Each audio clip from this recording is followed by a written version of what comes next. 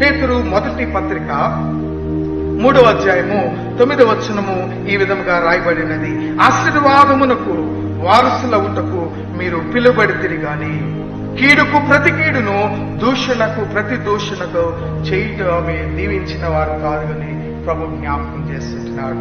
దేవుడు మనలను ఇక్కడ సృష్టించింది కీడుకు ప్రతి కీడు గాని దూషణకు ప్రతి దూషణ చేయటానికి మనలను దేవుడు ఇక్కడ సిద్ధపరచలేదు.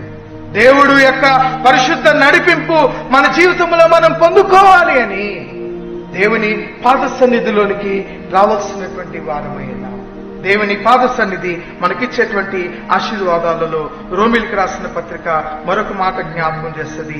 6వ అధ్యాయము 22వ వచనములో ఏమని ఉంటుందంటే ప్రభు ఇక్కడ అంటున్నాడు, అయినను ఇప్పుడు పాపము నుండి విమోచింపబడి దేవుని దాసులైనందున మన రక్షణ విషయంలో మనము కలిగి ఉన్న సందేహములన్నిటినీ కొట్టివేయడని, ఆ కొట్టివేయటానికి దేవుడు నీకు సహాయము చేయుచున్నాడని ప్రభు జ్ఞాపకం చేస్తుంటున్నాడు. ఆ 22వ భాగంలోని చివరి మాట ఏమంటుందంటే పరిశుద్ధత కలుగుటే మీకు ఫలము, దాని అంతము ఏమైనది నిత్య జీవము అని అంటాడు.